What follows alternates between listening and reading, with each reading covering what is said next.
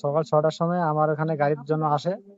আমি 6টার সময় বাড়ি থেকে বের হয়ে যাই, দেখি ছেলেটা কাটা অবস্থায় দাঁড়িয়ে আছে, ওনার বউ বিছানায় পড়ে আছে। পরে আমি শুনলাম যে এই ঘটনা। তারপরে আমি ছেলেটাকে নিয়ে হাসপাতালে আসি। এখানে আসে, এখানকার ডাক্তার দেখিয়ে আনে, বলে যে না, এনাকে রংপুর নিয়ে যেতে হবে। পরে আমি ওনাকে অ্যাম্বুলেন্স ম্যানেজ করে রংপুরে পাঠাই।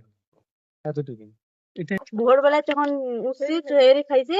খাওয়ার পর যখন সুমাইয়া আমাদের এখানে আসছিল, নামাজ পড়ছি, নামাজ পড়ি ঘুমাইছিলাম। ঘুমিয়ে হানা ভাইয়া তখন ডাক দিল, তখন মামা করে ডাকে, মা কয়ে কে, তখন আব্বা কবে তা ভাইয়া ডাক দিছিল। তখন উঠে না গেল, দেখানোর পর দেখলো যে ভাইয়া ওর বউকে নিয়ে আসে।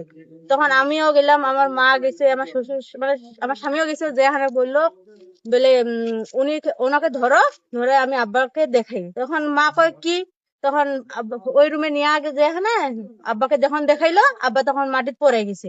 আমার ভাই এখন রংপুরে আছে, আমি এটার বিচার চাই।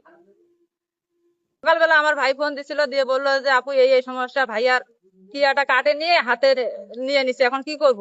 আমি তখন বিছানা থেকে উঠে এনে বললাম যে অটো নিয়ে ডাইরেক্ট হাসপাতালে টান দেই। তখন আসলাম, আসে দেখি যে এই অবস্থা। তখন